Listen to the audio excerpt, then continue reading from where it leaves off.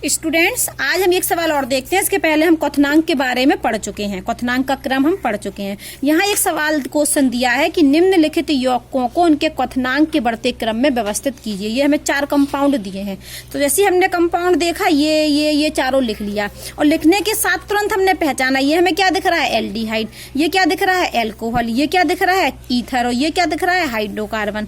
तो ये हमारा क्या है, हमने यहाँ लिख लिया ब्रैकेट में, ये एल्डिहाइड है, ये क्या है, एल्कोहल है, ये ईथर है और ये हमारा हाइड्रोकार्बन। ठीक है। और आप इनका मॉलिक्यूलर मास निकाल के देखना, परमाणविक द्रव्यमानों को जोड़कर, परमाणु भारों को जोड़कर, तो आप पाएंगे कि मॉलिक्यूलर मास निकलेगा इन चारों का समान। तो हमने आपको इसके पहले वाले वीडियो में बताया था बॉइलिंग पॉइंट का बढ़ता क्रम, बढ़ता नहीं घटता क्रम। कौन सा क्रम बताया था, घटता क्रम। सबसे ज्यादा किसका होता है, एल्कोहल का बॉइलिंग पॉइंट, फिर उससे कम कीटोन का, फिर एल्डिहाइड का, फिर ईथर का, फिर हाइड्रोकार्बन का। उल्टा बोले, बढ़ता क्रम में को सबसे कम होता है हाइड्रोकार्बन का, उससे ज्यादा क्वथनांक ईथर का होता है, और ईथर से ज्यादा क्वथनांक एल्डिहाइड का होता है, और एल्डिहाइड से ज्यादा क्वथनांक कीटोन का होता है, और कीटोन से ज्यादा क्वथनांक एल्कोहल का होता है। सबसे ज्यादा एल्कोहल का क्वथनांक क्यों होता है, क्योंकि एल्कोहल में हाइड्रोजन बॉन्ड होता है। और ईथर और हाइड्रोकार्बन से ज्यादा क्वथनांक होता है कीटोन और एल्डिहाइड का, क्योंकि कीटोन और एल्डिहाइड में द्विध्रुव आकर्षण बल होता है। तो ये क्रम बस हमें याद हो, और कंडीशन क्या है कि मॉलिक्यूलर मास समान हो। तो हमें जब प्रश्न दिया गया तो प्रश्न में सबसे पहले मॉलिक्यूलर मास निकाल लेंगे। बहुत सिंपल होता है, कक्षा 11 में हम पढ़ चुके हैं कैसे निकलता है। 2 कार्बन है तो एक कार्बन के लिए 12, तो 12 दूनी 24, ऑक्सीजन के लिए 16, और हाइड्रोजन के लिए 3 और 1 4। तो कितना हुआ ये मॉलिक्यूलर मास, सॉल्व कर लीजिए आप। 20, ये हो गया 44। कितना मॉलिक्यूलर मास निकला, 44। यहाँ देख लीजिए, यहाँ भी 2 कार्बन है, यहाँ यदि हमें मॉलिक्यूलर मास निकालना है तो ये भी 2 कार्बन है, तो फिर 24, फिर एक ऑक्सीजन तो फिर 16, और 3 2 5 6। तो कितना आ रहा है यहाँ पर आ रहा है हमारा 46। यहाँ देखेंगे तो 2 कार्बन, तो कितना आएगा मॉलिक्यूलर मास, 24, और एक ऑक्सीजन 16 और 6, तो ये तो निकला है 44। इसके लिए निकालोगे तो 3 कार्बन, तो 3 कार्बन के लिए 12 3 36, इसका मॉलिक्यूलर मास निकलेगा 36, और 3 और 3 6 2 8, 36 में 8 आप जोड़ेंगे तो कितना मॉलिक्यूलर मास आएगा, 12 44। कितना मॉलिक्यूलर मास निकला, इसका 44 निकला। कितना निकला, 44, इसका भी 44, इसका 46 और इसका 44। तो इन चारों का लगभग मॉलिक्यूलर मास क्या है, सेम। यही तो मैं कह रही थी कि मॉलिक्यूलर मास क्या होंगे, समान। जब मॉलिक्यूलर मास समान होंगे तो कौन सा क्रम पूछा, बढ़ता क्रम। तो सबसे कम किसका होगा, हाइड्रोकार्बन का। तो हम लिख रहे हैं बीपी का बढ़ता क्रम। और ये कौन सा हाइड्रोकार्बन है, तो सबसे पहले हम इसको लिख देंगे यही, CH3 CH2 CH3। उसके बाद ईथर के बाद किसका होगा क्वथनांक ज्यादा, ईथर का, तो इसको लिख दें हम, ये CH3O और ये CH3। अब किसका होगा, एल्डिहाइड का, और सबसे ज्यादा एल्कोहल का। अब एल्डिहाइड, सबसे लास्ट में क्या लिख दें हम, कि एल्कोहल।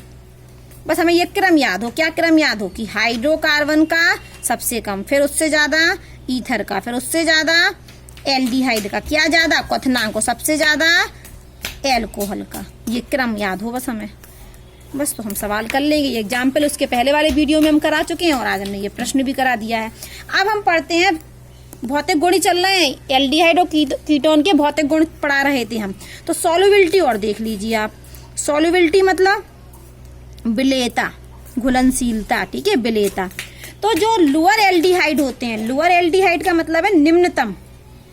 कौन से एल्डिहाइड, निम्नतर मतलब जिनमें एल्काइल ग्रुप कम हो, निम्नतर एल्डिहाइड। कौन से एल्डिहाइड, निम्नतर एल्डिहाइड।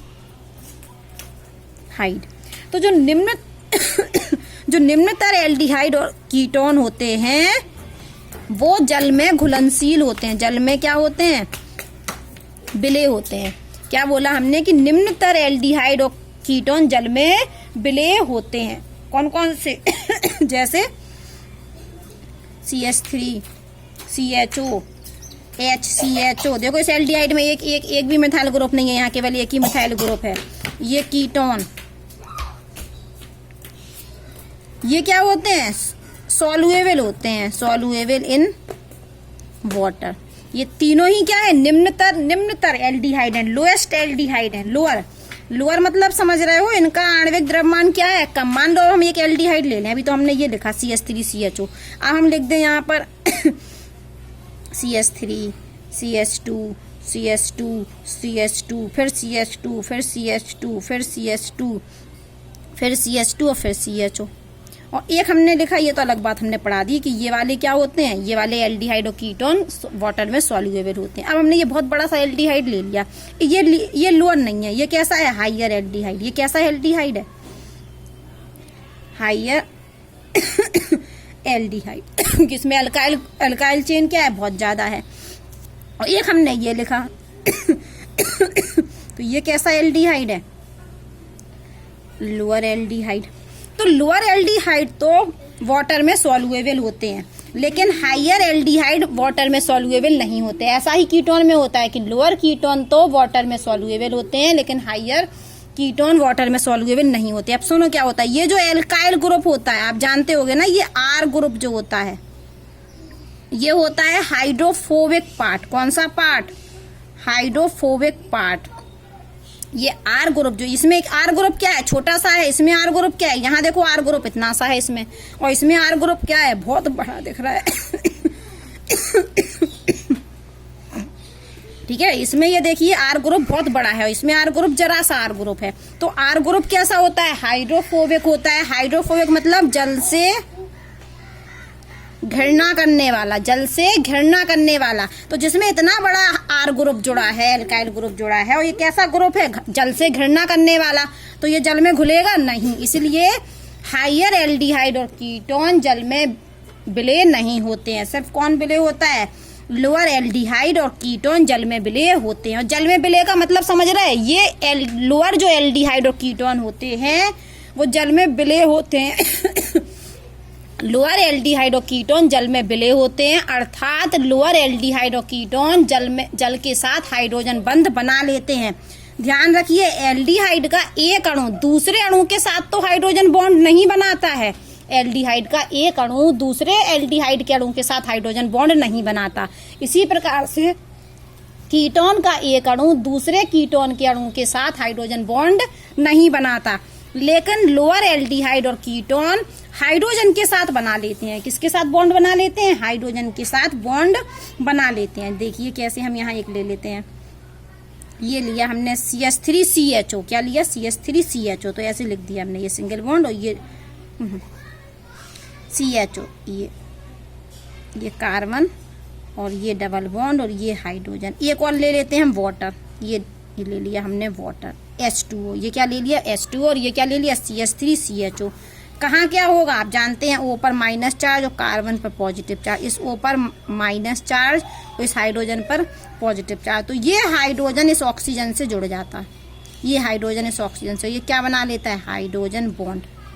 और इसी हाइड्रोजन बॉन्ड की वजह से ये एल्डिहाइड जल में घुल जाता है। मैंने बोला ना, एल्डिहाइड क्या होते हैं, जल में घुल जाते हैं, लेकिन कैसा होना चाहिए, लोअर होना चाहिए। देखो एक ही अल्काइल ग्रुप जोड़ा ना, बहुत बड़ी चेन जोड़ दें यदि हमें अल्काइल ग्रुप की, तब ये नहीं होगा, क्योंकि ये हाइड्रोफोबिक होता है, जल से घृणा करने वाला। तो लोअर एल्डिहाइड और कीटोन जल में घुल जाते हैं, विलयशील होते हैं। क्यों विलयशील होते हैं, क्योंकि वो जल के साथ हाइड्रोजन बंध बना लेते हैं। जबकि एक एल्डिहाइड का अणु दूसरे एल्डिहाइड के साथ नहीं बना सकता हाइड्रोजन बॉन्ड, तो क्या बनाता है, यदि एक एल्डिहाइड का अणु है और दूसरा भी एल्डिहाइड का अणु है, ये देखो दो एल्डिहाइड के अणु ले लिए हमने, CH3CHO, ये भी CH3CHO, यहाँ पर माइनस चार्ज, यहाँ माइनस चार्ज, इस पर प्लस चार्ज, इस कार्बन पर, इस हाइड्रोजन पर, नहीं इस पर नहीं आएगा, इन हाइड्रोजन पर नहीं आएगा, O की वजह से इस पर माइनस चार्ज आएगा तो इस कार्बन पर पॉजिटिव चार्ज, और इस ऑक्सीजन पर माइनस चार्ज तो इस कार्बन पर पॉजिटिव चार्ज। तो ये ऑक्सीजन, ये तो कुछ नहीं है, ये ऑक्सीजन इस कार्बन से जुड़ जाती है, किसके द्वारा, डाइपोल इंटरेक्शन। ये हम पीछे पढ़ा चुके हैं आपको, ठीक है। तो ये हाइड्रोजन बॉन्ड नहीं बनाता आपस में एक एल्डिहाइड का अणु दूसरे एल्डिहाइड के साथ द्विध्रुव आकर्षण बल के द्वारा जुड़ता है, लेकिन एल्डिहाइड का अणु जल के साथ हाइड्रोजन बंध बनाता है और जल में विलयशील होता है। एक पॉइंट और है बस आपका, कि जो लोअर एल्डिहाइड होते हैं, लोअर एल्डिहाइड और कीटोन एंड कीटोन्स, इनकी स्मेल होती है तीक्ष्ण गंध। तीक्ष्ण, बहुत तेज, ठीक है। और जबकि जो हाइयर एल्डिहाइड और कीटोन होते हैं, हाइयर एल्डिहाइड एंड कीटोन, इनकी होती है कम तीक्ष्ण। कैसी होती है? कम तीक्ष्ण, मतलब ये रुचिकर होती हैं। तो एल्डिहाइड और कीटोन का उपयोग इसलिए हम सुगंध बढ़ाने में करते हैं। देखो साफ साफ लिखा है, एल्डिहाइड और कीटोन का उपयोग हम सुगंध और फ्लेवर में करते हैं।